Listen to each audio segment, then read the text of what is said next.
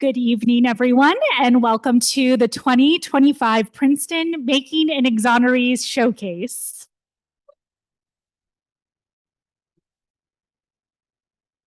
My name is Yosha Ganasekera, and I'm a co-professor of Princeton's Making an Exoneree course, and I'm also an attorney at the Innocence Project. And my name is Chelsea Malkin, and I am the co-professor of Princeton's Making an Exoneree course, and I'm an attorney at Appellate Advocates in New York City.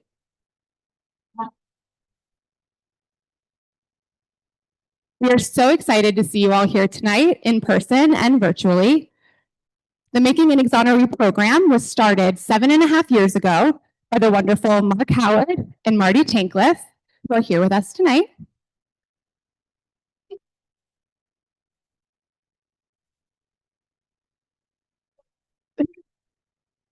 They started this program because they believed in the students' ability to uncover the truth and advocate for justice.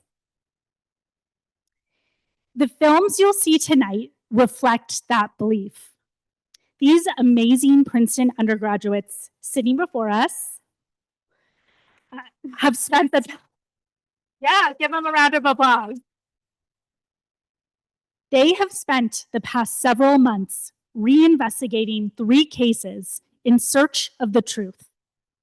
The documentaries they have created reveal the injustices that have kept 3 wrongfully convicted people behind bars for a combined 71 years and counting. Let me say that one more time. 3 people, 71 years in a cage for crimes they did not commit, with life sentences still looming. The work these students are doing is powerful.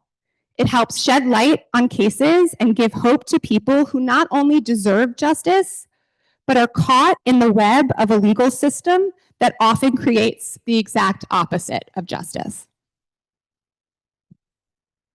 Before we move into programming, I would like to acknowledge the people who have helped make so much of this possible. Slide. Thank you. Many accomplished speakers and experts have devoted countless hours pro bono to working with our students, including offering their time, expertise, passion, and hearts to support our efforts to free the innocent. And I would also like to shout out my co-teacher, Chelsea, for her incredible work in this class as well. So let's give them a round of applause.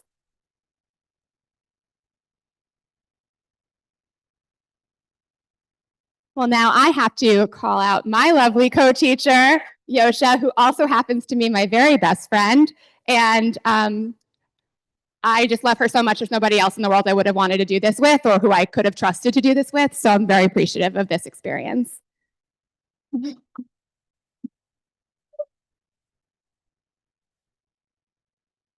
although our main focus tonight is on the students, I promise we'll get to you, and their documentaries, our entire class and program wouldn't have been possible, of course, without Mark Howard, Marty Tankliff, Sullivan Goudreau, our documentarian expert team. I don't know where he is. Sully, he's hiding, he's taking pictures. And of course, our amazing teaching assistant, Clara McQueenie. Everyone, she deserves probably the biggest round of applause, if I'm being honest. The amount of work and energy and dedication she has put into this, not just tonight, but this entire year, has been nothing short of amazing. And here to tell us more about the program and its successes are the men who started it all. We'd like to invite Mark Howard and Marty Tankliff up with us.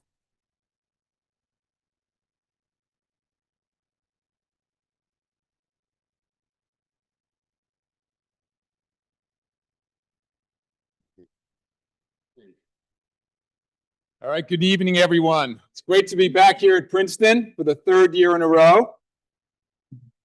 Princeton MAE going strong. I want to start by acknowledging Yosha and Chelsea, best friends. There's a beautiful friendship story that we share as well, going back to our childhood. I don't know if you go back to the age of 3, though. That's when we first met. Lovey-dovey. Lovey-dovey. Lovey-dovey's in the house. Lovey-dovey was still around and we could trademark it. We'd make a lot of money. That's right. But it's been so wonderful working with you both.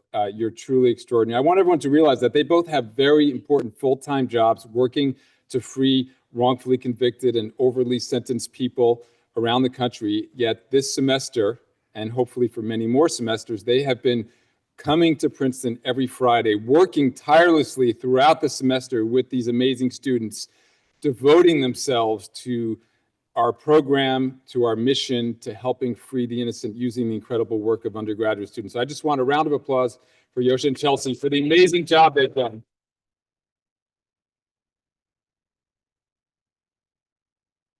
And also for Clara McWeeny, the TA for the class for the second year in a row, who took it as a sophomore, who's sitting next to a man she helped free from prison after 42 years.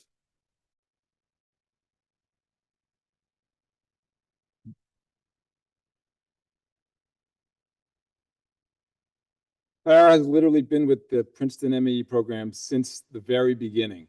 And speaking of the very beginning, the professor, the first time around, Professor James Vreeland, sometimes known as Jimmy Ray in MAE circles, has been an extraordinary friend and supporter of this program, even though this is far outside of his research field, where he has eminence and prominence and throughout this campus. He taught the first version of this course, brought to life the whole model of expanding the program that we had started at Georgetown now 8 years ago, and brought it to Princeton and set a standard that then has expanded both here and at other universities. So I'll forever be grateful to Jimmy Ray for our friendship, but also for what he's done for this program. So thanks, Jim, for being a part of it, for being here.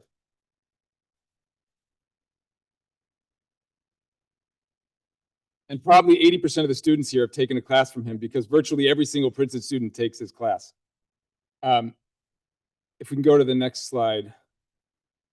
I want you to just take a look at these pictures because this is what our program is all about, which is helping to free from cages people who are wrongfully convicted, just like Marty here was, who spent almost 18 years in prison for a crime he clearly didn't commit, which was obvious from day one.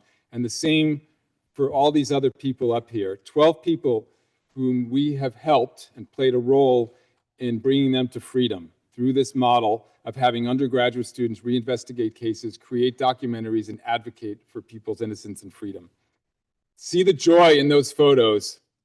Go ahead, you can clap for them.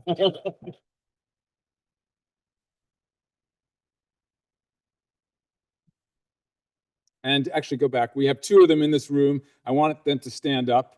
Orlando Jones III, who you're going to be hearing from, Trey.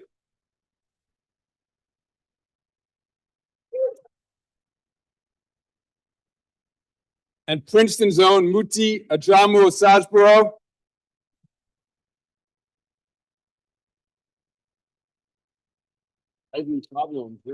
Yeah. 37 years and 42 years. It's almost incalculable how much time the two of them spent in prison. We're so glad to have you free. Many of the others are watching on Zoom, but what I hope you notice there is the trend, which is the releases have been increasing. Look at how many there were in 2024. We already had one of the Princeton cases in 2025, and we hope there will be many more to come, and you're going to see 3 documentaries tonight, and we hope that by next year or in the future years that some of them will be here in this room with us, as they belong.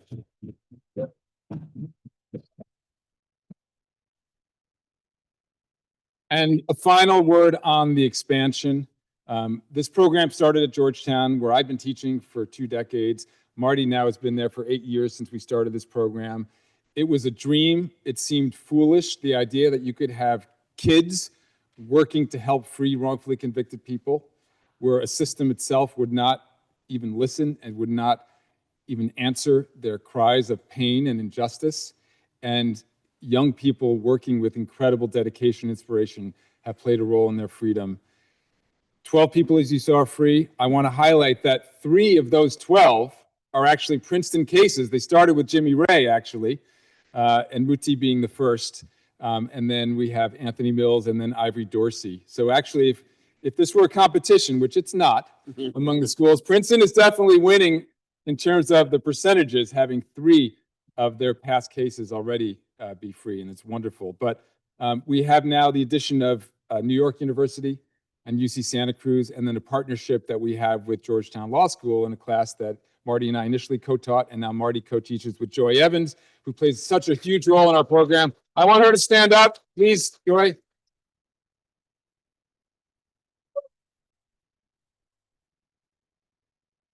Yeah, and we hope that through this expansion, we're going to help even more wrongfully convicted people come home.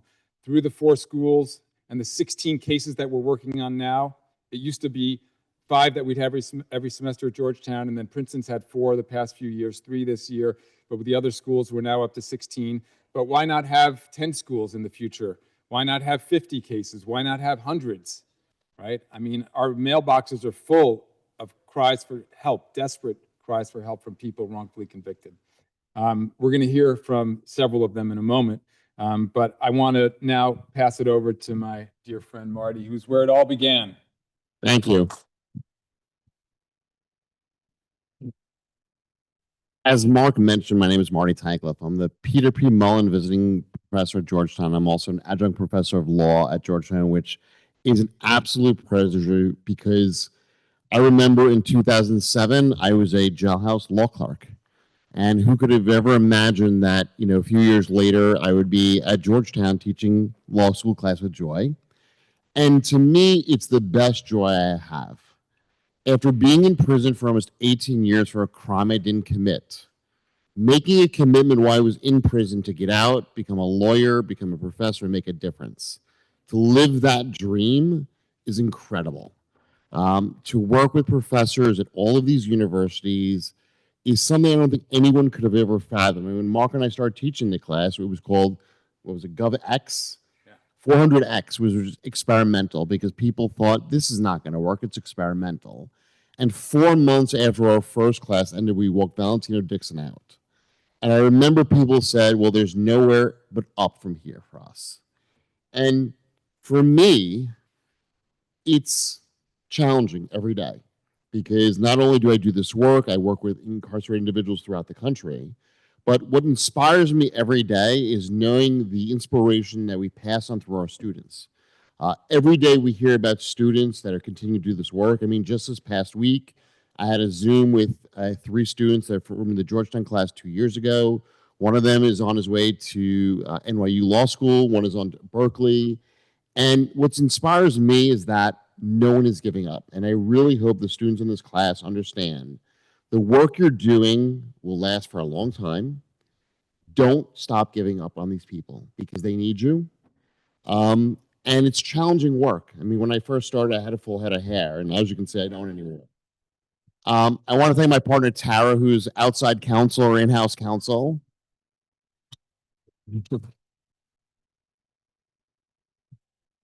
But the work the students do is making an impact. I mean, as Mark said, we've had 12 people free. How many have lawyers now? I mean, we've got dozens who have lawyers. One of the students just made a pitch this week to the Florida Innocence Project. Another one is making a pitch to other lawyers. And the documentaries that are produced that you will see tonight will be instrumental in helping to either gain their freedom or gain legal assistance. And without further ado, I would like to introduce my good friend, Orlando Trey Jones III, who, as you can see, was a very happy man the day he walked out.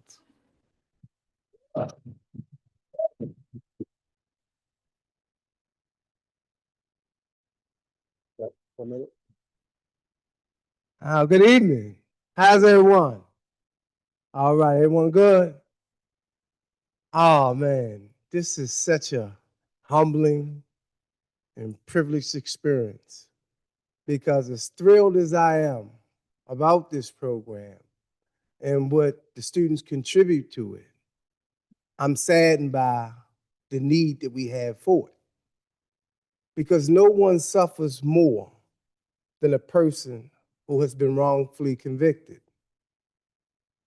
After 37 years, 2 months and a day, I can attest to the fact that nothing tortures a soul more than the hopelessness that accompanies being in prison, especially for a crime that you didn't commit. Because the one thing that separates us human beings from the other animals that God created is hope. A man, a woman without hope is no different than a rat, a cat, a dog, some other creature that God created. And I know this because 17 years old, I'm standing before a judge and I'm being sentenced to the balance of my natural life, plus 35 more years for a crime that I didn't commit. And then you'll ask, in my case, to be accepting of the absurdity of it all. Of course, I didn't know the word absurdity at the time, because I was 16 years old, extremely vulnerable. Father had been murdered by the police in 1970, mother alcoholic, vulnerable. I was the easiest person that they could snatch up and charge with a murder. And in the midst of this bit, I'm filled with so much hatred, so much resentment, so much bitterness about what had happened to me. And my advancements and progress didn't start until I was able to get rid of the resentment, the hatred, and the bitterness. And that was only a matter of grace, because there's nothing, no inherent talent that I have that allowed me to get rid of those feelings. But intuitively, I knew that I had to get rid of it so I can attract folks like Mark, so I can attract people that wanted to help me. Because remember, abandon all hope, all who enters. Dante's Inferno, recall that? That's what prison is. That's what prison is. And when you were young, as I was, filled with that bitterness and filled with that hatred, there's hardly any chances of ever being released until programs like this come into fruition. Because a person like me who had been rendered superfluous, unable to tell my own story, because there's an African proverb that holds that if the lion doesn't tell his story, then the hunter will get all the credit. I was told, and it was always communicated, how fiendish I was, how many wrongs I committed, and I was unable to get my own story out. And in that circumstance, the most I could hope for was an overworked, overburdened, underpaid public defender that would put another pointless boilerplate appeal in for me to be shot down. But once Georgetown took my case on and started telling my story, investigating it, and the absurdity of it all was so, I was able to secure a stellar attorney. Ain't that right or not? Erica, and I didn't have to admit to doing something that I just didn't do to get out. But the thing that the MAE did for me, because you see the year 22 in which I was released, well, it started for me in 21, and we was at the height of the pandemic. And you talking about a sense of hopelessness. I was at the point where, God, if you real, you'll kill me right now. Every blasphemous thing that a person could say to his creator, I said it to mine. That's how seriously I wanted to go. That's how deep the pain was. And when Michelle, after I met Michelle and Cindy, Francis, and it wasn't, I can't think of anything extraordinary or that was communicated, but just the warmth and letting me know that I'm cared about. And that the story, the truth of my situation just won't die with me, that it'll be communicated, gave me a relief that I hadn't experienced. And from there, I was able to propel myself forward until I was actually released. And I'm telling you, there's no feeling greater than walking out of that prison after 37 years, 2 months and a day for a crime that I couldn't commit, didn't commit. the relief is still with me. I haven't stopped grinning yet. I haven't. You know, and I'm so happy that Princeton, Georgetown, NYU, Santa Cruz will bring that joy and that happiness to downtrodden, superfluous folks like I was. Thank y'all for listening to me. I hope that I'm able to communicate even more, that I aid you and inspire you to help those of us who have been cast aside by an unjust criminal justice system. Thank you.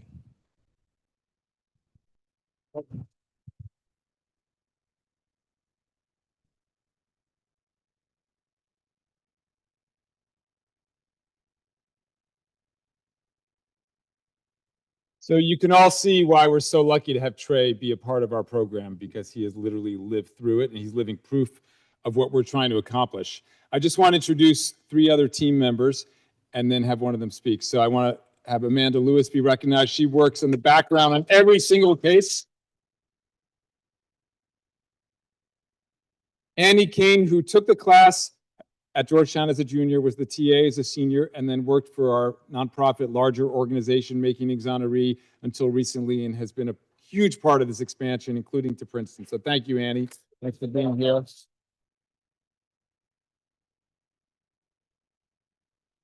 And then one other team member I want to acknowledge and have come up is the most famous exoneree in the world, because unless you were living under a rock in 2014, or maybe we're in elementary school, the case for some people here, 500 million people listened to the podcast Serial, which brought Adnan Syed's name to the world and brought his claims of innocence, which have since been proven amply.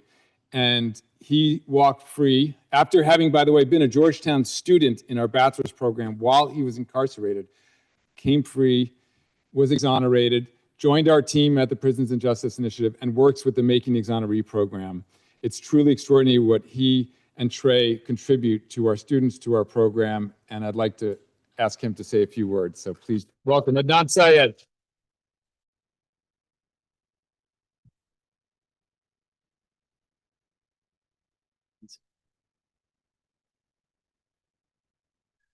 Yeah, thank you all for being here tonight. It's such an important event.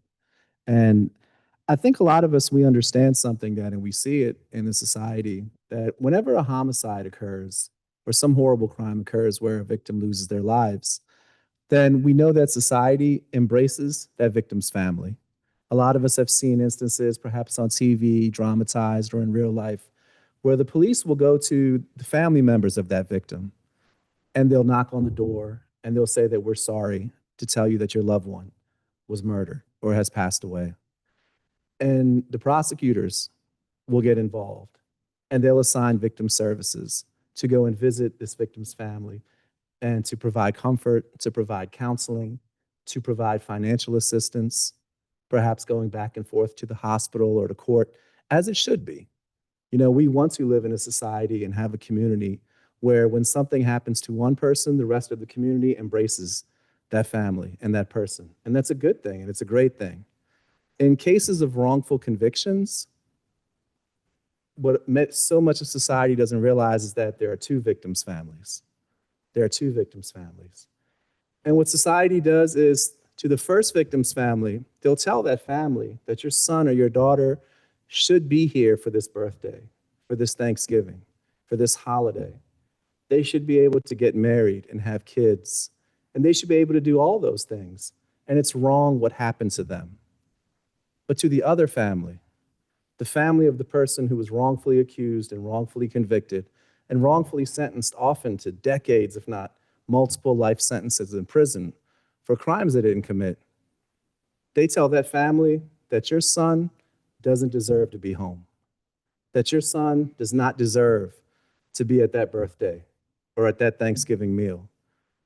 And that family doesn't get any comfort from anyone, not from the police, not from the prosecutors, not from victim services. And they have to go on with the rest of their lives, kind of in a way, just not being able to cry, not being able to mourn the loss of their loved ones. So specifically a program like this, what it does, and the students, especially the students, to the students who worked on Lance's case and Maradona's case and Carmen's case, I'm sure that all of you guys being Princeton students, you're really high achieving. I think everyone probably knows that. Whether in elementary or middle school and high school, you guys are used to working really hard and achieving your goals. Whether it's spending hours studying, whether it's working, going through paperwork, whatever it is. And perhaps this is the first time in your lives where you've worked so hard on something and you weren't able to achieve that goal of having either Lance or Maradona or Carmen walking out of prison with you. So maybe this is the first time. And what I want to tell you guys is, and I'm sure Trey will tell you, or anyone who's been through this process, is that what you have accomplished tonight, what you have accomplished is that for the first time in decades, you are letting these families know that they matter. You are letting these families know that your son, that Carmen and Lance and Maradona deserve to be there for those birthdays. They deserve to be there for those holidays, that they don't deserve to be in a prison, and that they deserve to be free. They deserve to be there with their families. And you guys have proven that today. And this may be the first time in decades that a large part of society is telling these families that their sons deserve to be free. So I hope that you guys hold your heads high. I hope that you guys are proud of what you have done. And I hope that you should know, and Trey could tell you, and I could tell you, it can take years for these cases, but you guys have pushed them so much closer to that finish line of being home with their families. Thank you.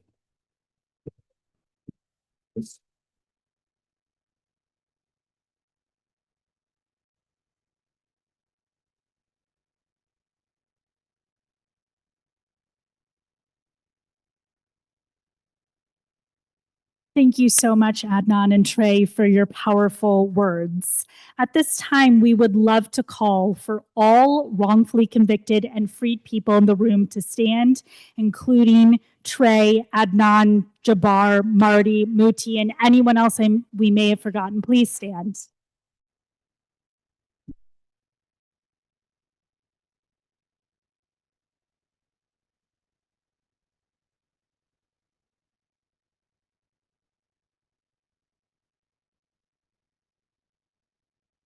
And you can all stay standing because I would also like to invite their families and the families of the individuals whose cases we've been working on so hard and are all here tonight. Maradona's family, Carmen's family, Lance's family. We want you all to please stand and be recognized because, as Adnan said,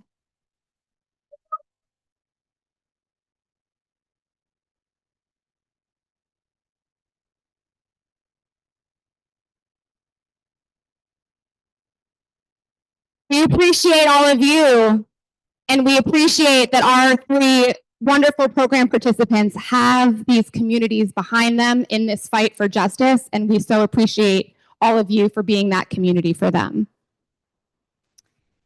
And now let's move to the part you've all been waiting for, the Student Documentary Showcase. Our first team up is Team Maradona Smith.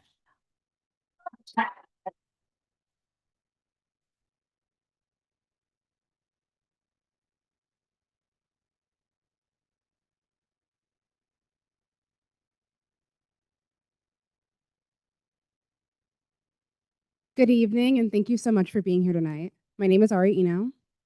My name is Johnny Cohen. My name is Tom Earl.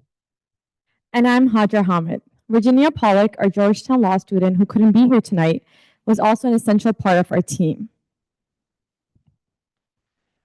How does a man end up serving over a decade in prison for murder without a recovered weapon, when without any physical evidence tying him to the crime?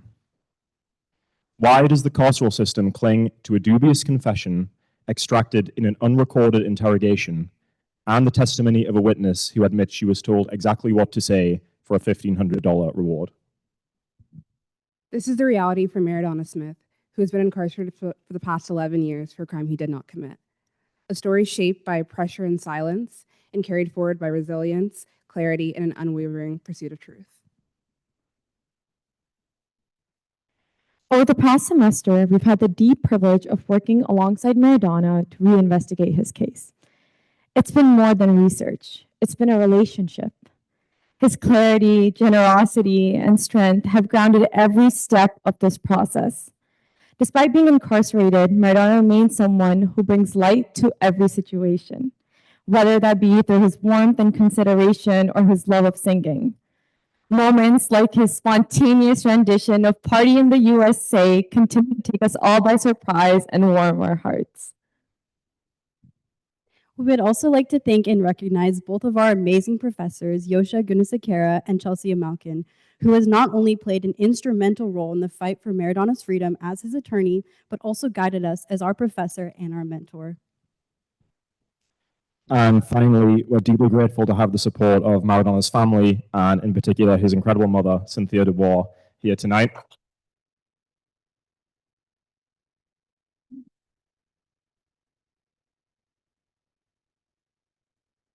Mr. Dubois, your love and determination has not only guided us through this documentary process, but has sustained Maradona and his fight for justice for so many years. So thank you. This is Maradona's story, but it's not his alone. It speaks to a larger pattern of confessions extracted, voices ignored, and lies upended by a system too quick to close a case and too slow to seek the truth. And now we're honored to present Forced Witness, False Confession, the fight to free Maradona Smith. Thank you for using Securus. You may start the conversation now. My name is Maradona Smith. I am 33 years old. I've been incarcerated for the past 11 years for a crime that I did not commit. My name is Cynthia Dubois. I'm the mother of Maradona Smith. And he was born on January 1st, 1992. A New Year's baby, that's joy. So I have a New Year's baby. And I felt so good having a healthy, handsome, good-looking boy. And then, yeah. On October 6, 2013, at about 5 p.m., the police received 911 calls of the shooting. When they arrived, a man named Emmanuel Capers was found dead in his car in front of 1117 St. Mark's Avenue. Forensic evidence shows that Mr. Capers had been shot around 7 times through the passenger side windows. Maradona, who was 21 years old at the time and a new father to a young, beautiful baby girl named Kaylin, was implicated in the crime when 3 months after the shooting, the young girl from the block, Mia Harris, calls Crime Stoppers, which is a New York City-based tip line. She goes into the DA's office and gives a sworn statement alleging that Mr. Smith was the one who shot and killed Mr. Capers. Do you, Mia Harris, swear or affirm that the statement you are about to give is the truth? Yes. After Maradona is arrested, he's brought to the 77th precinct, put in an interrogation room with multiple detectives, and questioned over the course of 2 days. According to the prosecution's theory, the following morning suddenly wants to confess and be a man, and apparently confesses to the whole crime. My name is Marty Tankliff. I'm a distinguished visiting professor at Georgetown University. I'm also an adjunct professor of law at Georgetown. And lastly, I'm an exoneree who was in prison for almost 18 years in New York State. Police forced a confession to save face and ignored a man with a possible motive for murder. If somebody's been in an interrogation room for 10 hours, 12 hours, 15 hours, if not longer, deprived of food, water, sleep, they're exhausted. They simply just want to get out of that interrogation room, and they will succumb to the pressures that law enforcement put on them. They just want to escape. Going into his interrogation, Mr. Smith was 21 years old, only spoke English as a second language, had only achieved an 8th grade level of education, and had experienced a history of trauma. He was isolated and pressured in this interrogation, and all of those factors contribute to what science and experts have told us are big susceptibilities to police pressure leading to coerced confession. I was really just terrified. I was scared. I'm not gonna lie, I was scared. This Detective Windsor guy, you know, he just lies too much and tells people, oh yeah, I promise you that you're gonna go home. to just write down what I'm saying on this piece of paper, you know, and then I'm going to get you out of here. And me not knowing any better, listening to him as a young man, I end up following through, not even knowing that I'm just putting my head into the lion's mouth. It is very common in cases of documented false confessions and disputed confessions that either explicitly telling someone they can go home if they cooperate or confess, or even just implying that they might be able to go home if they cooperate or confess, can be especially powerful, especially with young people. In 1986, the Manhattan DA's office was utilizing video in many different ways, not just videotaping confessions, but in videotaping crime scenes. It should be embarrassing to the New York City Police Department that in 2013, and the Brooklyn DA's office, should be embarrassment to them that they were unable to put what they say is a purported confession on video to show the jury.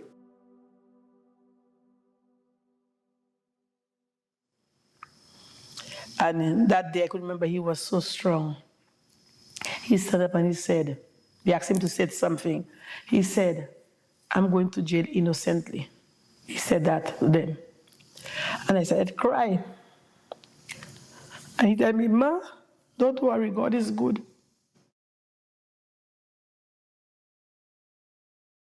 Serge was a known drug dealer to the 77th precinct.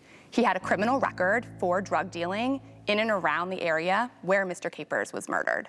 In both of Mr. Smith's alleged statements and the testimony of Mia Harris, Serge was an uncontested, responsible party. Why is he a phantom? Why is he a ghost? Why isn't he here, either sitting at the table or sitting on the witness stand?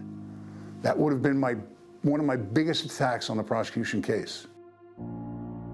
In 2023, a decade after the death of Emmanuel Capers and 7 years after Mr. Smith was convicted, Mia Harris randomly reaches out to Mr. Smith. I end up going to the kiosk, you know, regular day to go check my emails. So when I clicked on it, then you just had multiple messages coming in. Then she was like, "Oh, I'm so sorry that you're in there.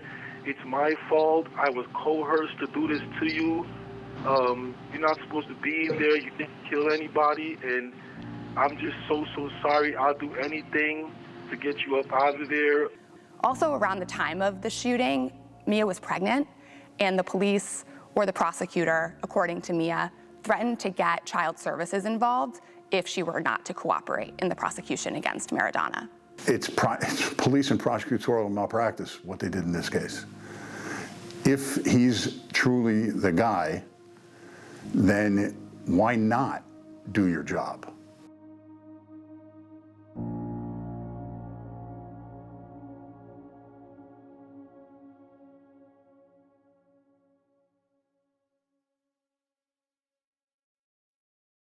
What can I say? I miss him so much. Like he told me last night, "Mom, it's so boring." So I said, "Let's play some music." That's all we can do, play some music. I just bought him a radio. I just bought him the music set.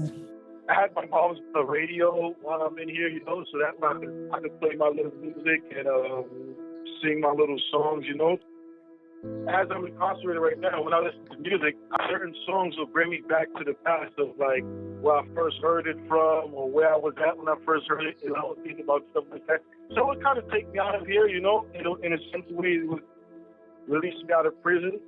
I want people to know that Maradona is another son of a mother who's crying. Maradona is the father of a child who is longing to have a father at home. Maradona is a brother to siblings who love him dearly. He's somebody with a heart. He's somebody who is with a smile. He's somebody who is loving. And Maradona is someone we want to see come back home very soon. I love you and I need you to set me free from all of these bad dreams. Hey, on the other side. Thank you for using Securus. Goodbye.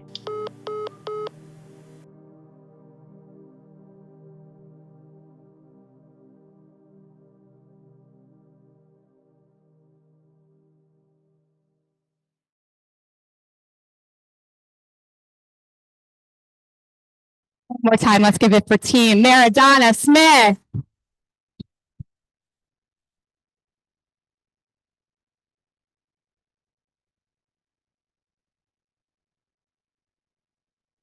And now we are very excited to invite Team Carmen Woods to share their beautiful documentary with us. Oh, I'm sorry to do that.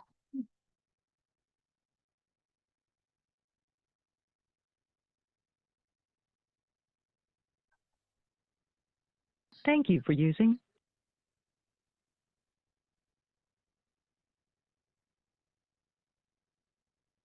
Hello, everyone. My name is Quinn Freeney.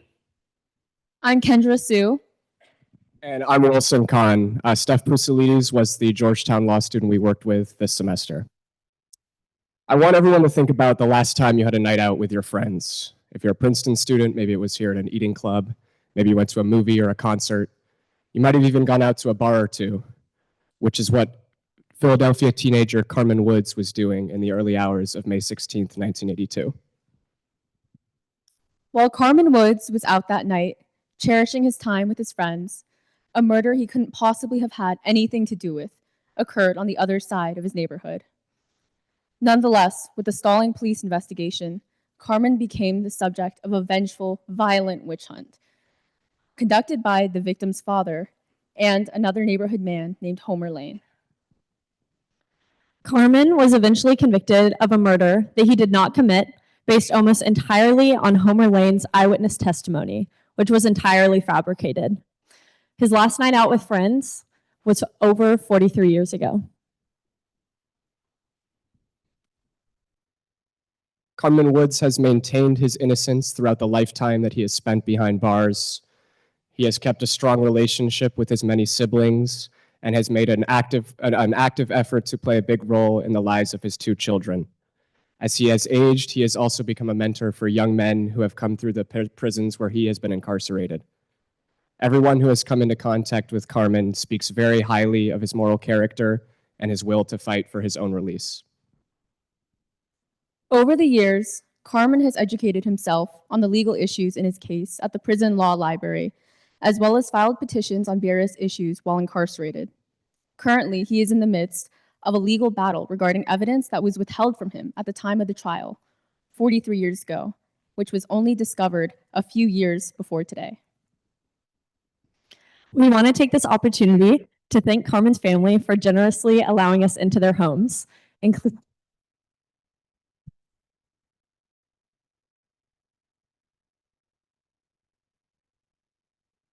including his sister Regina, his daughter Attila, and his wonderful wife Wanda.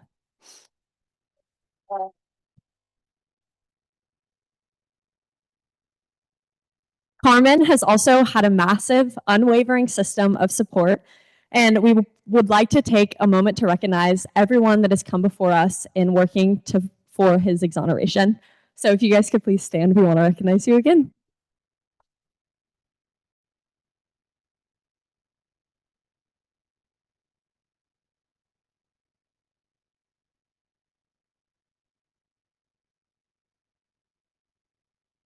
We also want to give a special thanks to Sully, Chelsea, Yosha, Amanda Lewis, and the entire MAE team for supporting us throughout the semester. Lastly, give him a hand. Lastly, we want to thank Carmen Woods for sharing his life with us, his dreams with us, and for showing us his persistence, his optimism, and his strength throughout the entirety of his incarceration. So without further ado, we are proud to present Targeted, the Carmen Woods story. You testified in court that you had witnessed Mr. Carmen Woods commit this murder. Yeah, Dan. Did you, in fact, witness Mr. Carmen Woods commit this murder? No, I didn't. You did not? Did not.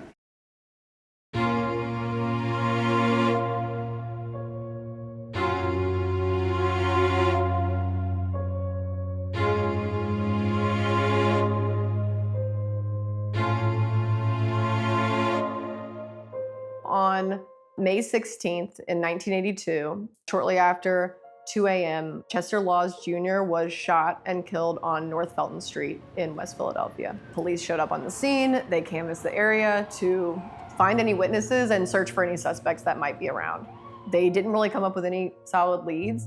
And so the victim's father, Chester Laws Sr., enlisted the help of a family friend, Homer Lane, to essentially go around the neighborhood intimidating individuals and questioning them himself. The man was on a rampage. I mean, he had the whole Lansdowne Avenue was scared of him. They all knew his reputation. I was scared. I was scared for my family because it was rumor around the neighborhood that the father, Chester Laws Sr., was out to get any Woods that he can get. After being unsuccessful in finding other witnesses to testify, Chester Laws Sr. drove Homer Lane down to the police station where he provided a statement saying that he had seen Carmen Woods shoot Chester Laws Jr. At that point, with no further investigation, police issued an arrest warrant for Carmen. In the late 1970s and early 1980s. Once the Philadelphia police decided that somebody was guilty, they focused their investigation on that person in its entirety without taking a look at other alternate suspects. You were it, they were going to get you, and that was that. I turned myself in with good faith, thinking that the system was going to correct this, but I didn't understand the forces I was against. The case against Carmen Woods essentially rested entirely on Homer Lane's testimony. And there are so many reasons that it was not credible. Homer Lane's testimony described the perpetrator shooting Mr. Laws from close behind him. The autopsy findings show that the entrance wound was in the front of the head, specifically a forehead.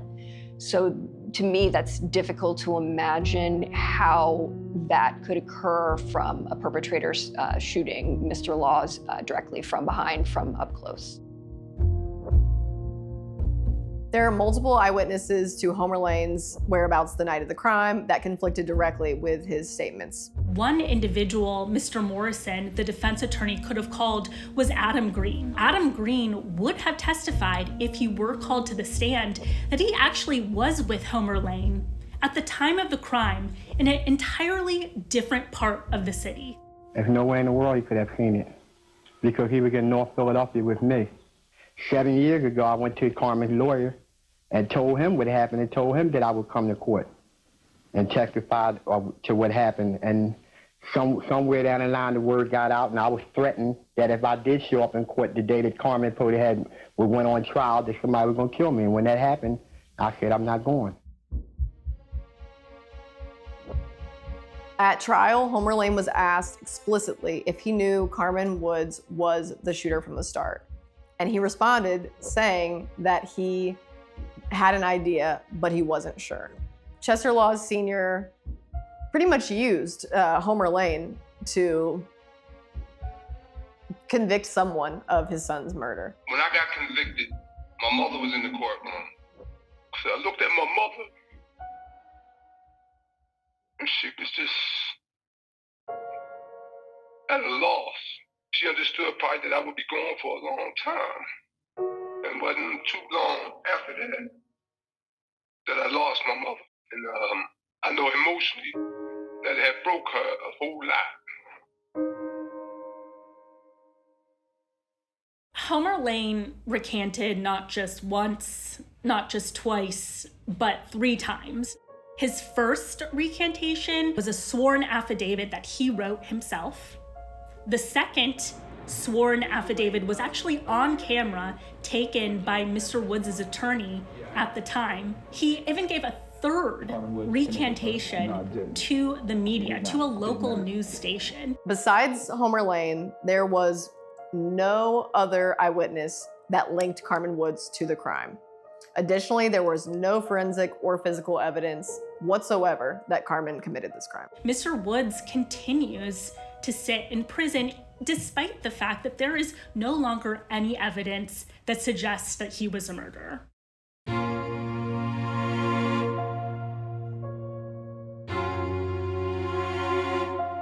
I I try not to bring gloom. I mean, in spite of the circumstance, I try to bring the optimism. Growing up, it was regular to me, honestly speaking. I thought my dad was in school.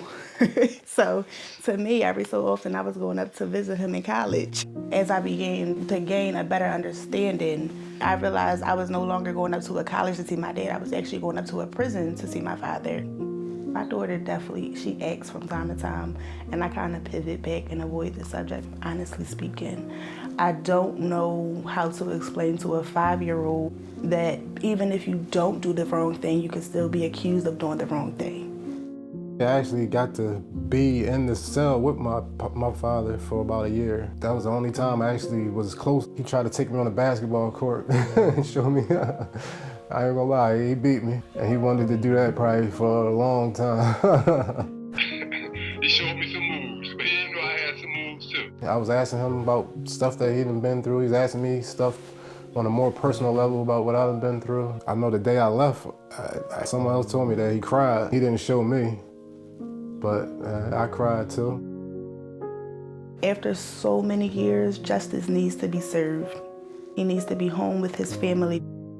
His innocence is what's driving me, and me wanting him home is what's driving me, because I need him home. You know, I need my brother.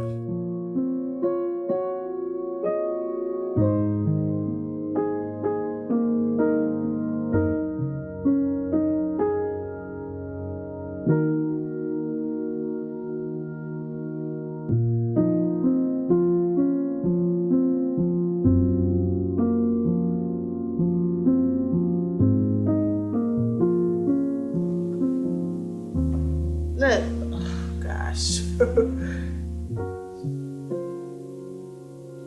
You remember Yaya?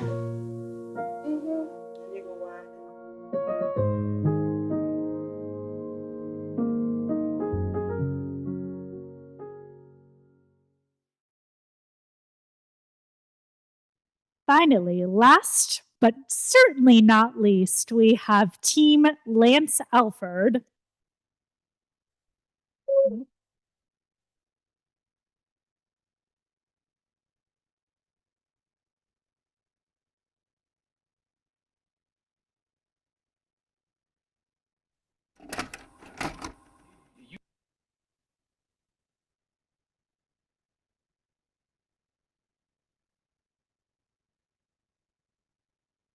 Hi, everyone. I'm Maddie Mejia.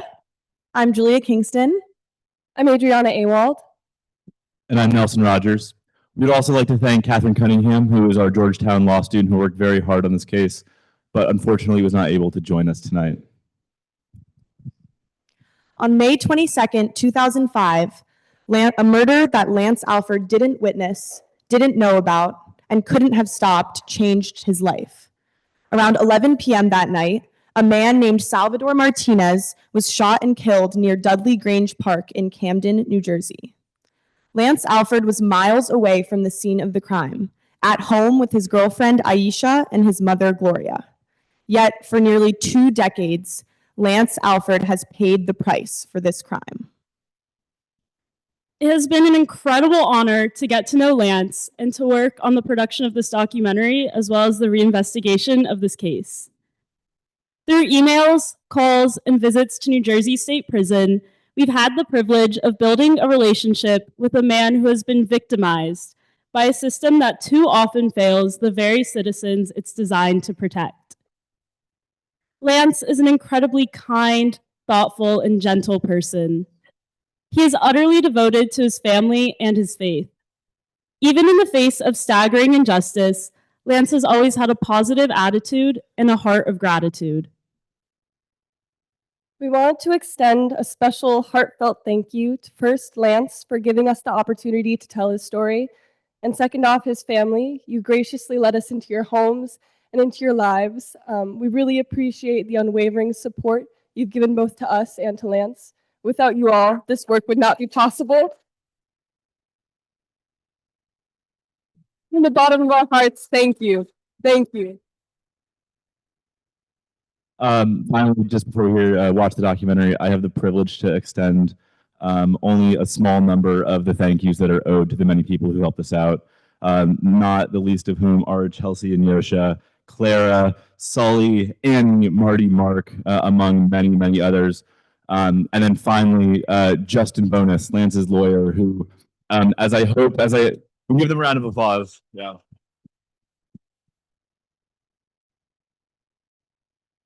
And I'll just say that as I hope the documentary will show, Justin, Lance's lawyer, is a vigorous advocate for his innocence. But thank you all for coming. We hope you enjoy. Thanks, everyone. Now we're proud to present Single Photo Stolen Life, the Wrongful Conviction of Lance Alford.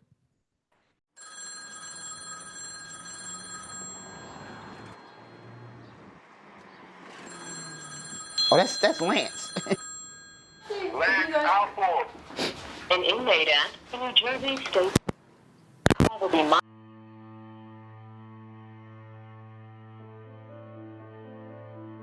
My name is Lance Alford. I've been incarcerated for 20 years for a crime I did not commit.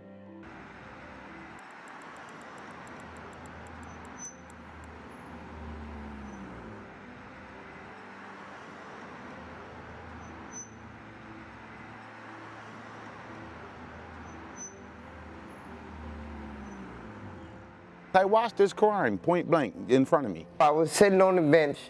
I heard a gunshot. Two guys with black hoodies on came face to face with me, and they ran this way and I ran that way. They both fled across Dudley Green Park. I was upstairs, came in.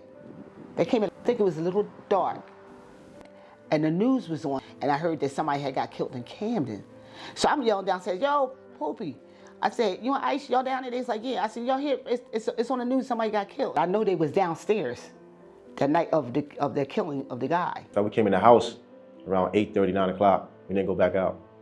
And that was it. Lance wasn't there that night.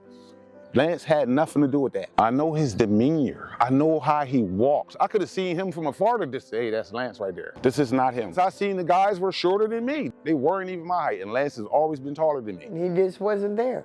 He wasn't there.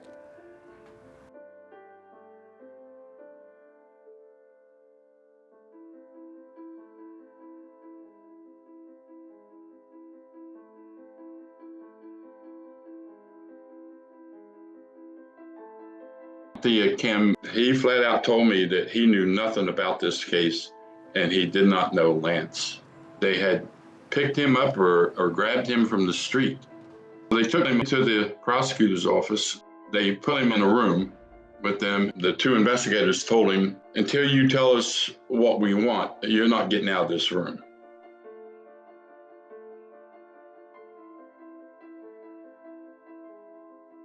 She got on the phone and she says, listen, all I know is they told me what to say and I said it. We have incentivized people like Carol Laughlin, Thea Kim, and Jacob Eller to the point where they will say anything.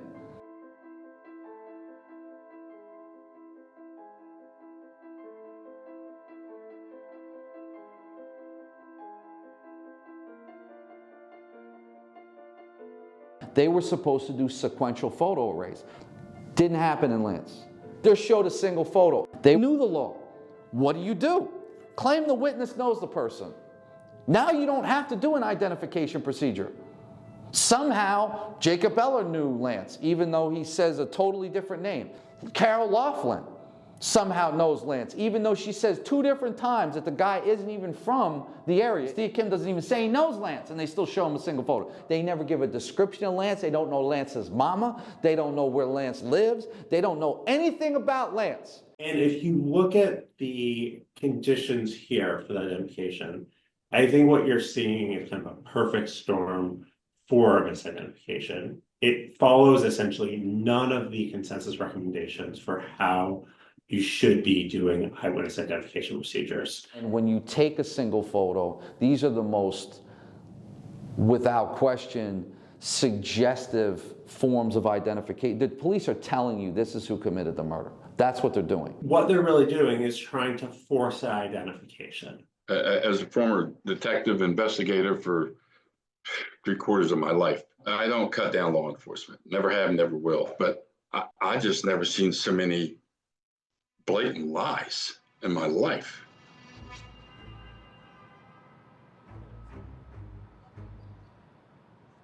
There were so many really pernicious problems in Camden. The Camden County prosecutor wound up in one fell swoop dismissed 185 cases. The Camden police officers, and they're being charged with serious federal crimes. Police detectives Marty Devlin, Manuel Santiago, and Frank Jatremski are accused of lying under oath. The former detectives have been named in federal civil rights lawsuits. In total, 4 Camden police officers went to prison. But they were part of a bigger tapestry of corruption and impunity and misuse of informants that permeated the department. But what you have to understand in New Jersey is what goes on is this. They bring the person in. If they knew that somebody was coming in there, maybe that couldn't make bail, was homeless, was a sex offender, they were arresting them falsely, they were building cases against them falsely. They want to get out of jail. They will tell anything that they can. They were really, really nasty, especially if you was black and they thought you sold drugs, they were going to come after you. When some prosecutors and police in Camden throw black men in prison, nobody cares.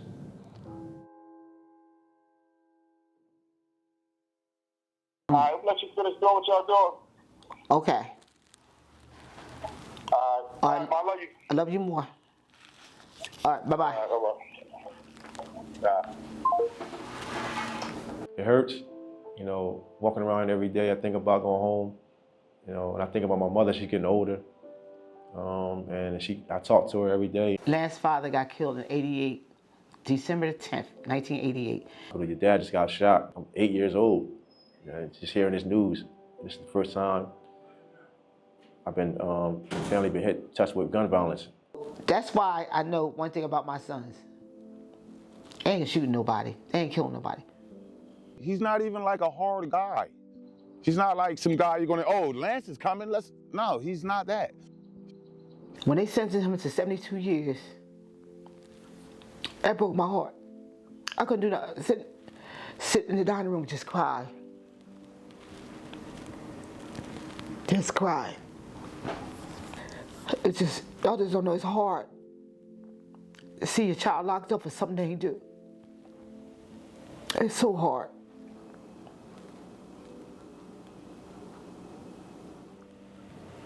I miss him.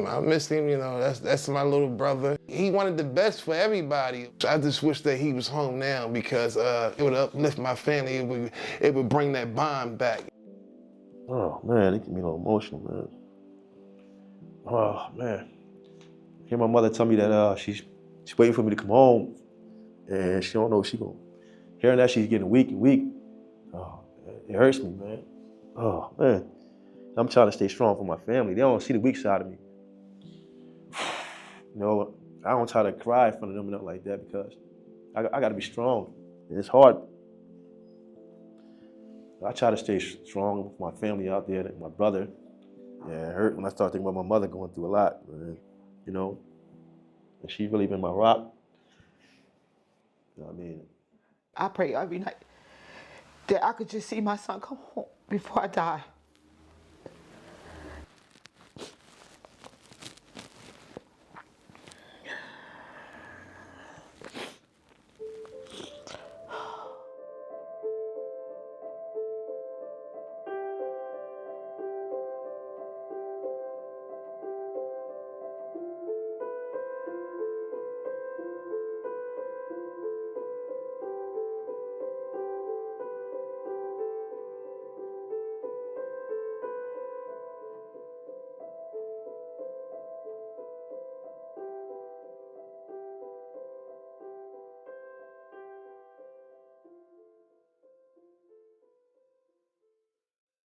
Please give it up again for these fantastic students and their amazing documentaries.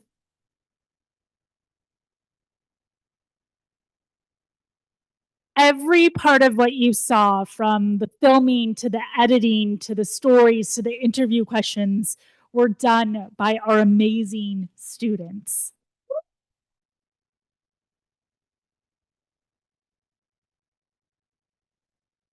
And we once again want to thank the friends and family of our 3 program participants who are here tonight and all contributed to these documentaries. Yes.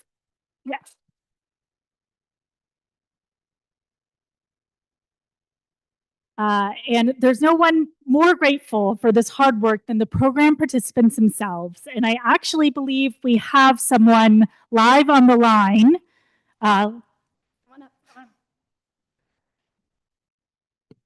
I'd like to introduce Mr. Lance Alford himself. Lance, you're on the line. Hi, everyone. My name is Lance Alford, and I was wrongfully convicted of murder in 2007. I want to thank my Making An Exoneree team from Princeton University, Julia Kingston, Nelson Rogers, Adriana Wall, Matta Mejia, and Claire McWeeny. I also want to thank Georgetown University, Ms. Joy Evans. I want to thank my attorney, Justin Bonus. I want to thank my family, my mother, my brother, my sister, and my nieces for being my support through all these years. If I forgot anyone, I apologize. And I also want to thank God for using you for all the help to shine a light on injustice and corruption in the criminal justice system. Spending one day or 1 year in prison for a crime I did not commit is a lot. Anyone. And this July will make 20 years I've been locked up for a crime I did not commit. And I miss my family. I miss 20 years of my family life. So I just want to thank everyone for your time and your patience and your attention and your help. Thank you.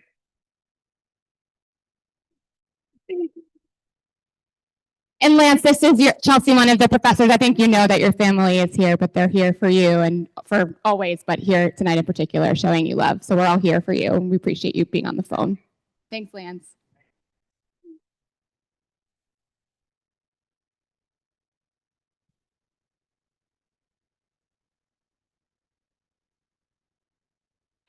We're working on the other calls, but in the meantime, yes. Again, these are live from prison calls, so oftentimes people don't have the ability to get to a phone or to an iPad in a timely manner. So it's amazing that we got to hear from Lance. We can give it up for him again.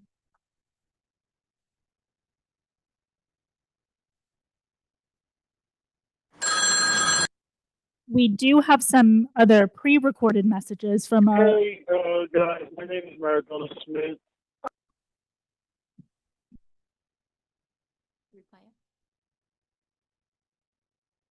Okay, maybe we'll skip that. We want to do Carmen? I pray this documentary will bring more light Carmen and Woods. justice, and by the grace of Allah, more help to get this wrongful conviction overturned. I again thank everyone that is a part of this for their time and conviction to help right a wrong. And I end this as I started. You can put me on. Number 1 rule, never give up. Number 2 rule, remember number 1 rule. Assalamu alaikum, and I thank y'all again, and I look forward to being with y'all soon, by the grace of Allah. Assalamu alaikum.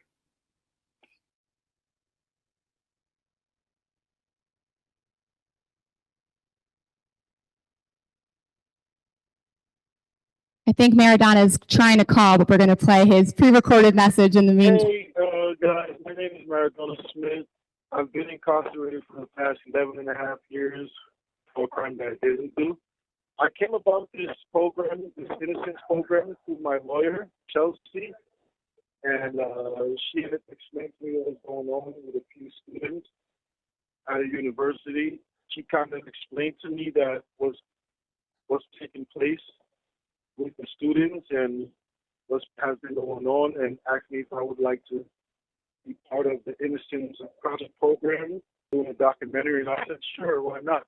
You know, after all those years of explaining myself, you know, and actually sometimes it was bothering me, you know, to speak about the past of what happened, you know, it just kind of bothered me. But I actually got through with it and got over some of the stuff. Through these phone calls with him, like speaking to me and stuff, it kind of like mellows me out, you know, makes me feel like there's somebody that cares about my family, you know, and that is there for me. So, yeah, I just want to say it was a pleasure, guys. You know, keep working for people, keep doing good for people, and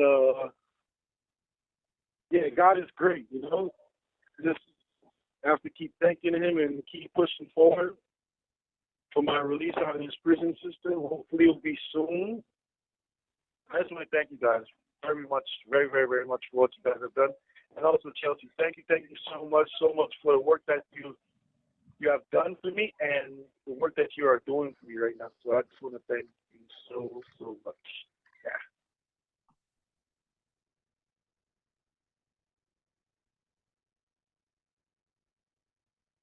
It's one of the rules of making an exoneree that if you have a program participant call you while you're doing anything, you drop it and you take the call. So we're going to keep going, and if Maradona or Carmen gets a call through, we'll gladly take it. But at this time, we would love to invite all of the students to the stage and give the audience an opportunity to ask any, oh wait, look at that. See, you stop what you're doing and you take the call. One moment. Monitoring. An incarcerated individual's use of institutional telephones constitutes consent, and your calls may be provided to law enforcement agencies. To accept charges, press 1. To refuse charges. Preventing suicide is important. If you have concerns during this call, please contact the individual's facility to communicate with them. Thank you for using Securus. You may start the conversation now. Maradona. It's Tom. How you doing, man? We're in a room here with about 200 people who've just watched your documentary and heard you singing. Can you hear them?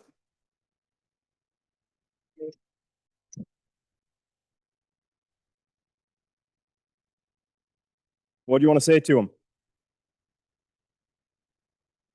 You there? Maradona? We lost him. Maradona? Yeah, hello? Oh, you're there. We didn't see you. Hello? Yeah, we can hear you. Can you hear us? Yeah, I can hear you. Yeah. What do you want to tell all these people that have just watched your documentary? Good night to everyone. First and foremost, my name is Maradona Smith. I'm 33 years old, and I'm convicted for a crime that I never committed. And I thank you guys for coming out to watch my documentary. I want to thank all these Tom and our lawyer Chelsea and all the other ladies who helped me with my documentary. Actually, guys done for me. Sorry about that. Yeah, I'm kind of like shaky right now, you know. It's just like to know it's all these people right there listening to me right now. I'm so sorry about that, but I just want to thank everybody for coming out. I want to thank everybody for what they have been doing for me and what they're continuously doing for me. Wow. Don't be nervous. Everybody loved your documentary. I know. Your mom is here too. Do you know that? Thank you. Hi, Mom. Love you.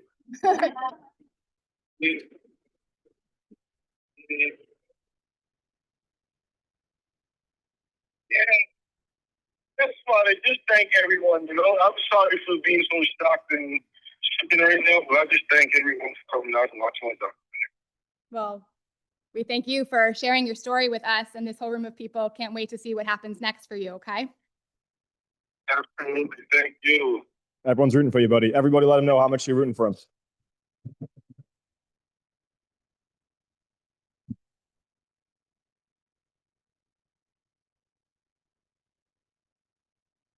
And so now we're going to invite our students to come up. We're going to pass these microphones around. We have 2 of these microphones. So if anybody has any questions for the students about their experience reinvestigating these cases, making the documentaries about the cases specifically. We'll open up the floor for about 10, 15 minutes. But yeah, let's assemble Making an Exoneree.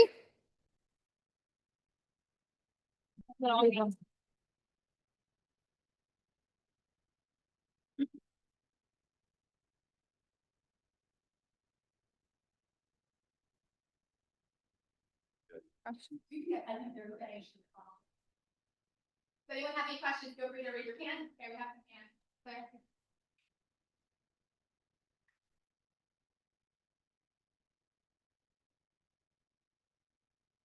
Thank you.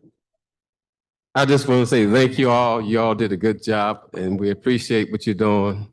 And we wish you and continue with success. Question I want to ask is, throughout the hard work that you have performed, have any of you had the chance to talk with any of these district attorneys or these police officers that perform these services? And what was the results of anything that you could get out of them? Because most of the times when you see these cases, nothing happens to them. They are in it for a career, for wins, not for humanity.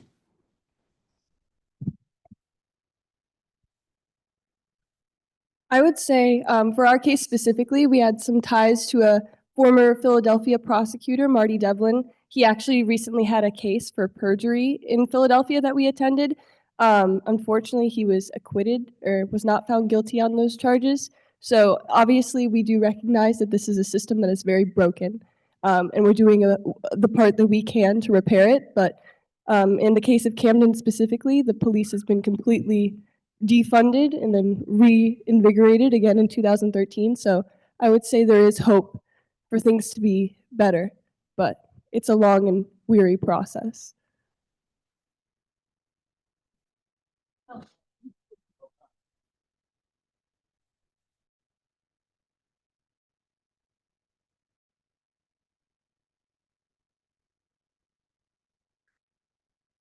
This recorded call. I can accept it, right? You may start the conversation now. Is that you, Carmen?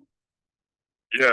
Hi, Carmen. You're in a room now with 200 people who have just watched your documentary. So we'd love to hear what you're thinking or what you want to share with the room. Say again, please. Hey, Carmen. Yeah. Can you hear me? Yeah, I can hear you now. Awesome. You are in a room with 200 people, and they're wanting to hear from you. They just watched your documentary, so the floor is yours.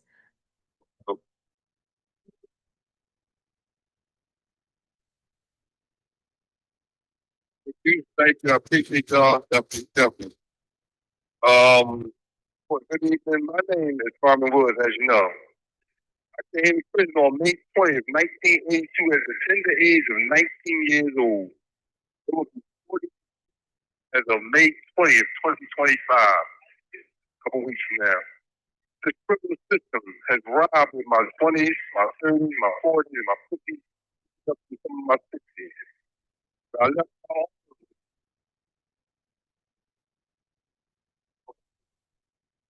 with a warrant out for my arrest.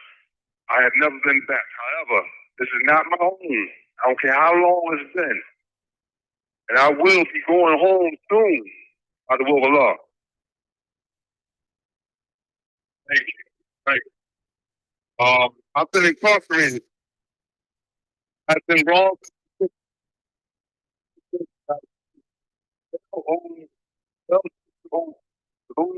I know what that means. Life without parole. What's the saying? They take you high. They just by incarceration. That's what they do. Yes, life sentence in Pennsylvania is a death sentence. The many have died fighting this EBI. And I pray this documentary will ease in my release by being seen or heard by someone that will help us in this fight for my life. I thank every one of you for support and your help. For those who just gave me the time to do the documentary, it helps. With your help and energy, we will win. And we will not let the criminal system get in the way of justice. To our future judges, lawyers, and DAs, keep justice wherever it exists. Never compromise your humanity. Always power. And sometimes we have a powerful moment in life. However, tonight,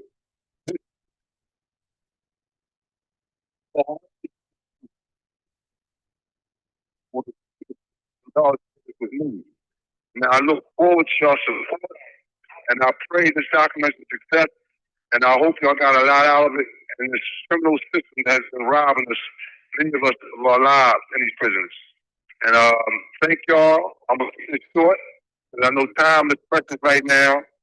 And I look forward to hopefully meeting y'all personally soon one day.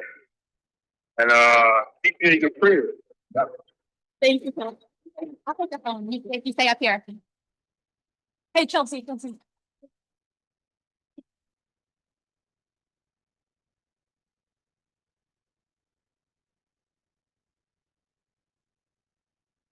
Yeah, I think there's questions. Do we have any other questions? Okay.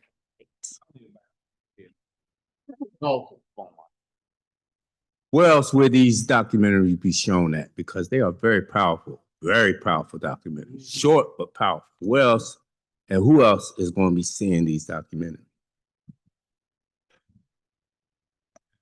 So for Lance's case, his case has been retaken up by the Conviction Review Unit. So we're hoping that once it goes to trial, we'll be able to show this documentary there.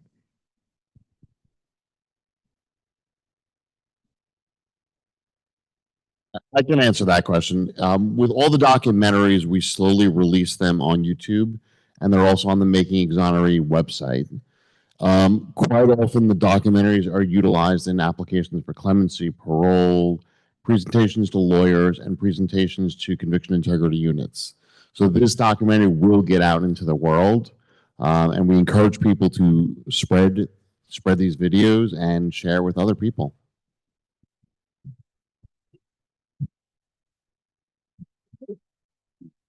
I have a question also, and it pertains to obtaining the homicide files, the H files.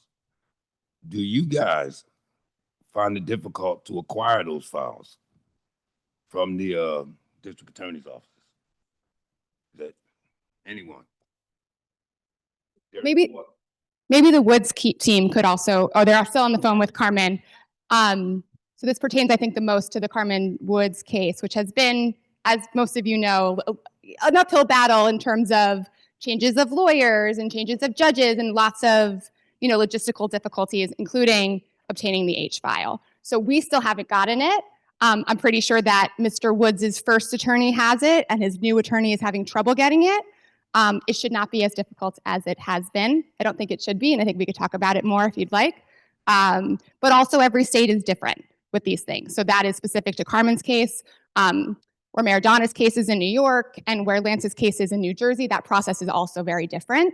So it's hard to answer that question across the board, but I'm happy to talk about it with you separately. And it should not be as hard as it's been for Carmen. I'll say that.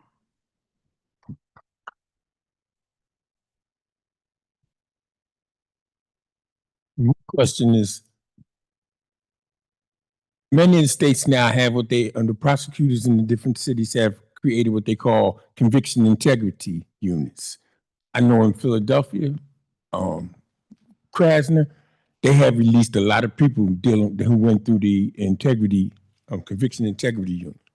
All right, and I don't know everything around Carmen and what's going on with him in the integrity unit, but I wanted to know, has the people that's been on the Carmen case, have you had contact with the integrity unit in Philadelphia? Carmen's case is outside on the phone with him right now. Okay, yeah, that's right. I'm sorry. I saw him go out. Okay, but I also know that in New Jersey they have someone that has just been appointed to run that unit because the person that was doing it didn't have one case in Jersey. So the people that are dealing with New Jersey case, have you been in touch with the integrity unit, and have they been open to seeing the documentary and speaking with you about what you have found and dealing with it? Because New Jersey has not had one case, not one, come out the integrity unit and release somebody, not one. And it's been over 3 years since they started the integrity unit. So I'd like to know what y'all think about that. Thank you for the question. It is as you said, it's like a really new thing in New Jersey. There are two cases that the New Jersey Conviction Review Unit, the CRU and the CIU, are kind of interchangeable terms. There are two cases that the New Jersey Conviction Review Unit has vacated. Now, the problem with New Jersey's system, though, is that because it's so new, the standard is astronomically high. I will say that the Justin Bonus, Lance's lawyer, talked ad nauseum about the difficulty of working with the CRU throughout our interview with him. The fact is that the standard in New Jersey to have a case vacated is proving innocence, which is very difficult when a lot of times you collect evidence to prove someone's guilt, but an absence of evidence is not good enough to vacate their case. You need to actually produce evidence in the other direction, and not only in the other direction, like all the way to the other end. And so it's just a really challenging process at the moment. I think in the two cases that have happened in New Jersey, one of them was vacated because the wrongfully incarcerated person's brother came forward and said, "I did it." And the other case was vacated because the police officer came forward and said, "I made all this up." Both of which are sort of, once in a blue moon events that don't occur naturally. So, or all that often, I should say. And so it's new. And so, I will say that in Lance's case, Justin Bonus, Lance's lawyer, worked on those cases. And so has the familiarity with the CRU to kind of approach those problems. But you're correct that it is an incredibly difficult, very labyrinthian process where the standards are high. And I think that what we hope is that our documentary can bring a little bit of narrative power to that otherwise very bureaucratic process.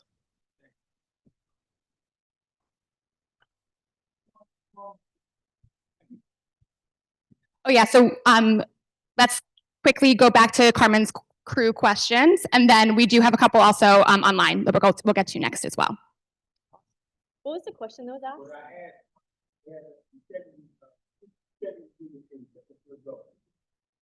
And they have a number of cases that they were concerned with. Have y'all been in contact with Crafton in his office, and what is the result? So in our case, we kind of have a unique situation. A lot of the times in this course, like students are able to collaborate with the lawyer that is representing the person they're making the film about. In our case, Carmen's lawyer has not been willing to participate with us in the class. So as a result of that, we haven't been able to speak for him on his behalf in any terms of like legal matters or things like that. So we personally have not been able to speak to Larry Krasner or anyone in the Philly DA's office or do any kind of legal investigation.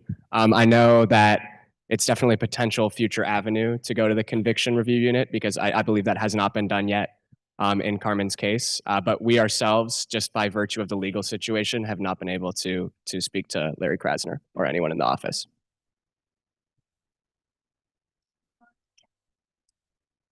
This is a question from the Zoom chat where there are many more people watching your documentaries.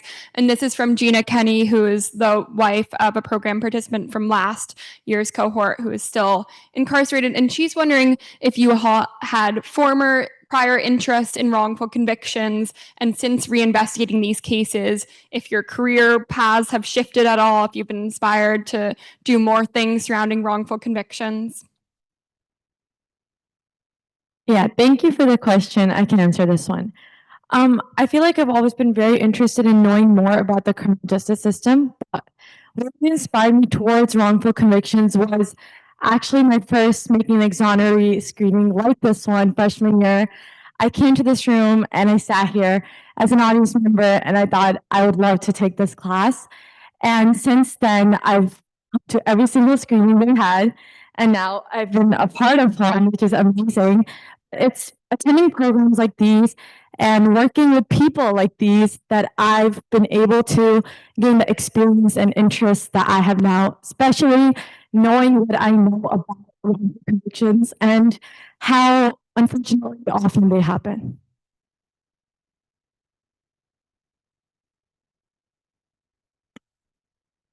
Yeah, echoing what Hadra said, I also came to the showcase the last 2 years, was very inspired by Clara, my dear friend's work with Muti, and I think that it's difficult to take this course and not feel an immense urgency to take up the cross of this work kind of as a career. So I frankly have always interested in law school, but this course really solidified for me that I see that as a path for myself. And so I really recommend to any students in the room, especially who maybe are considering a path in the legal profession, to apply next year because it truly can be transformative.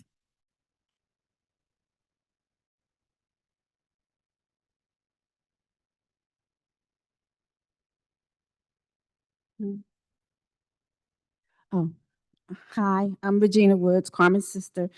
So, to answer my brother's question over there, Carmen has been in touch with the integrity unit.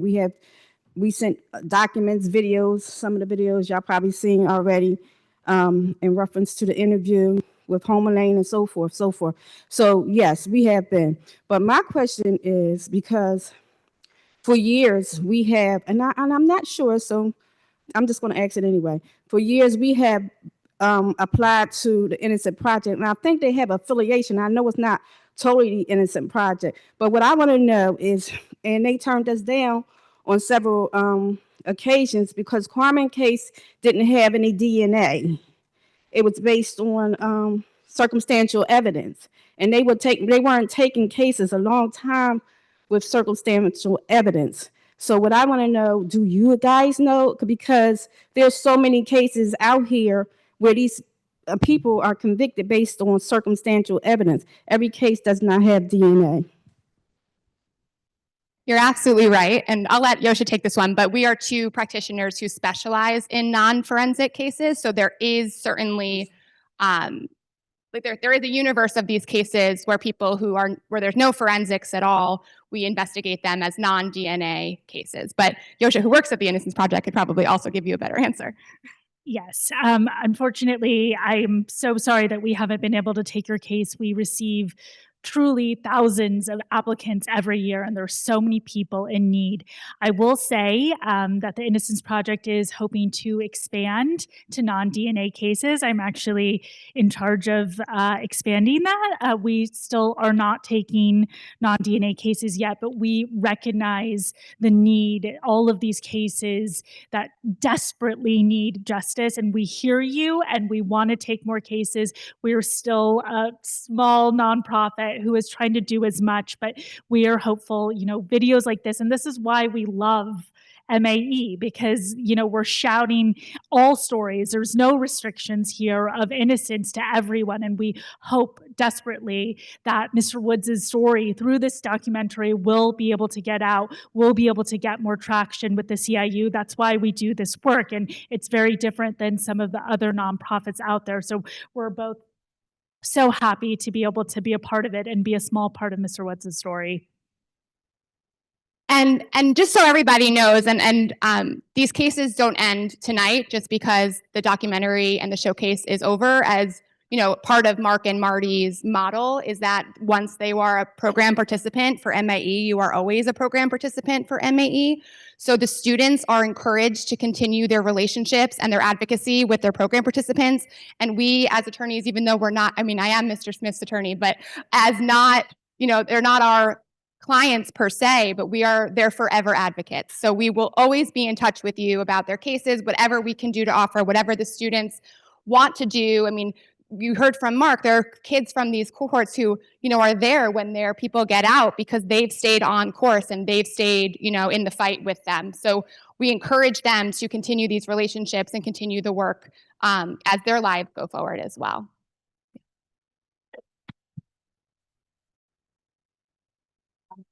Maybe we'll take one more question. To comment and a question. One, I just want to thank you on behalf of all the men and women who are wrongfully incarcerated for doing this work, because there are some of us in this room who do this work from the ground up.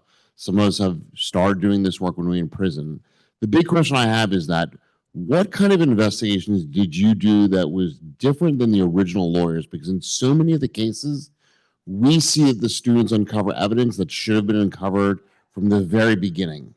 So what did you do differently, and what advice would you give to young lawyers out there to not have somebody who's wrongfully convicted because of their failures?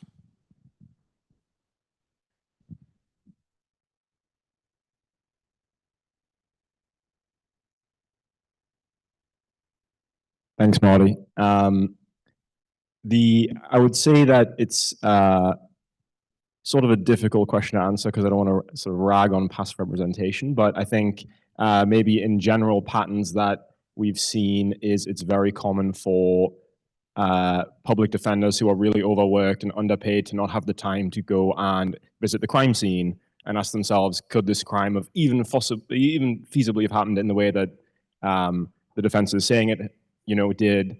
In our case, we had a situation, as hopefully the documentary showed, where Mia Harris recanted her testimony, and she recanted it both to Maradona and to his trial attorney.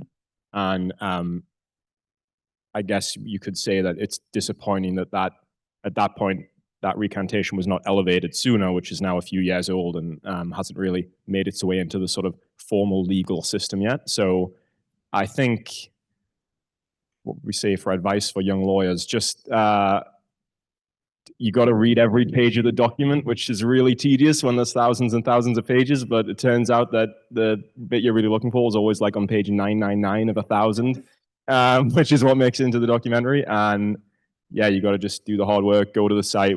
I think all our teams have gone multiple times, multiple prison visits.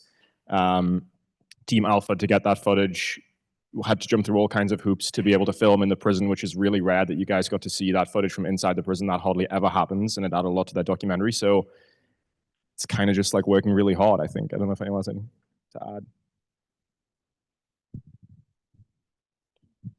Yeah, I think also something that kind of like we talked about, we couldn't really do any legal reinvestigation. And so it was a little bit of a different situation. But like Carmen said, I think the number one advice is don't give up. Carmen's been incarcerated for 43 years and he still has ongoing hearings and legal proceedings that are still happening. So I think it's just keep on pushing, do not give up, and just go on with perseverance as seen through all of our participants, which has been really inspiring.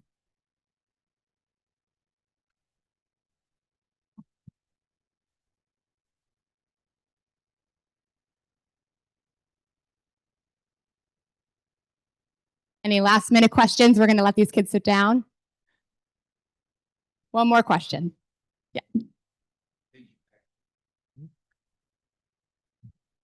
And there's what I believe. I think the students are more practical. They look at it from a layman's eye when they study the law. They don't go for the technicalities. They look at the questions that don't be asked. Like there are cases like you have in my case, just in my case. And by the way, I did 47 years. I just came home 13 months ago.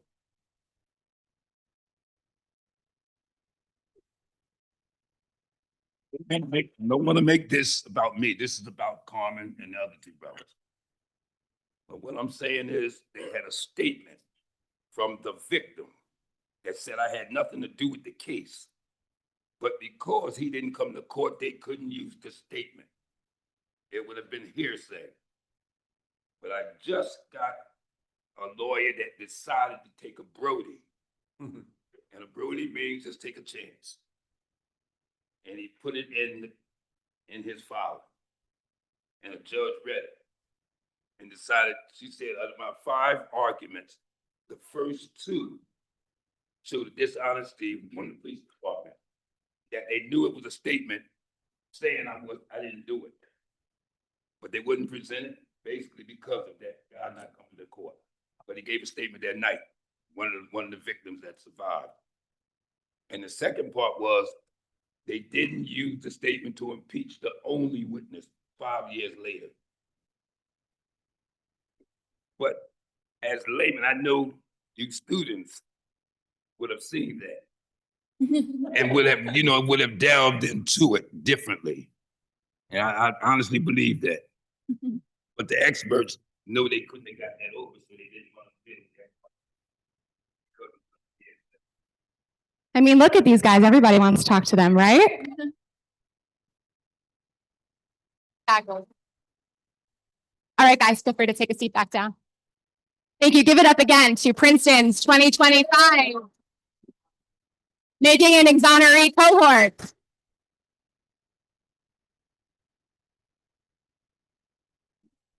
Before we close for the evening, just two very quick thank yous. First of all, to Paul Lipton, thank you so much for all of your support this semester and for the program at large. And also generally to the SPIA, so the School of Public and International Affairs. Thank you for all of your support, all the faculty assistance, everything has worked seamlessly, and we cannot thank you enough for all of that. And again, we just want to thank all of you for being here. I mean, it is so important for people to see and to hear the stories of Mr. Smith, Mr. Woods, and Mr. Alford. It is so important for you to uplift and continue to share these videos widely and continue to reach as many people as possible as these